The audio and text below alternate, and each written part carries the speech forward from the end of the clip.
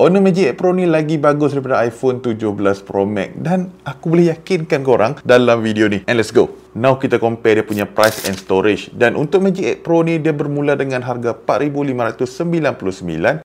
Korang akan dapat storage 512GB. Berbandingkan dengan iPhone 17 Pro Max ni 5,999, korang cuma dapat 256GB. Yang menjadikan Honor Magic 8 Pro ni flagship kamera smartphone 2025 ni disebabkan dengan adanya 50MP ultra night main kamera. Sensor dia memang besar tau, dengan satu lagi 200MP ultra night telephoto. Yang ni memang iPhone 17 tak boleh beat. Lagi satu 50MP untuk ultra wide, lagilah tak boleh beat. Dan untuk front kamera dia pula 50MP. Dalam smartphone ni pula ada 3 enjin yang Honor bagi. First kali ada Night Engine, Stability Engine and Portrait Engine. So basically phone ni akan bagi experience macam korang tengah pakai satu kamera yang harga lebih kurang 20,000 tu. Dan untuk yang suka grading color tu, yang ni boleh buat live color grading tau. Just ambil je foto-foto reference color-color yang korang nak tu, masuk dekat Magic Color ni, automatic dia akan bagi result yang wow.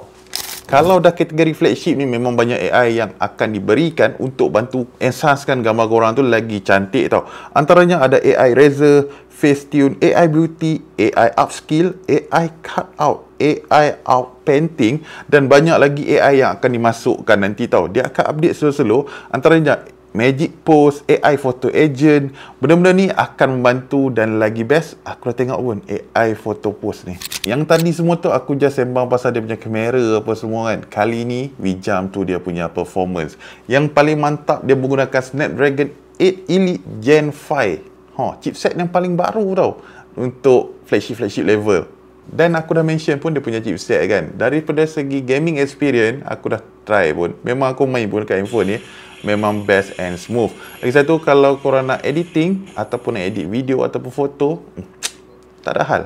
Untuk bateri dia 7,100 mAh. Kalau nak dibandingkan dengan iPhone 17 Pro Max tu, tak payah sembang. Dan dia punya kuasa pengecasan dia 100W. Ambil masa dalam 48 minit saja dah boleh dapat full charge. Untuk dia punya display brightness ni, dia ada lebih kurang 6,000 nits peak brightness. Nak dibandingkan dengan iPhone 17 Pro Max tu hanyalah 3,000 nits saja tau. Guys, alang-alang dah hujung tahun ni, nak pergi travel, nak pergi jalan kan, mesti nak gunakan kamera yang power ni kan. Dah boleh sangat tu, usah-usah Magic 8 Pro. Apa-apa pun dapat and thanks to Honor Malaysia.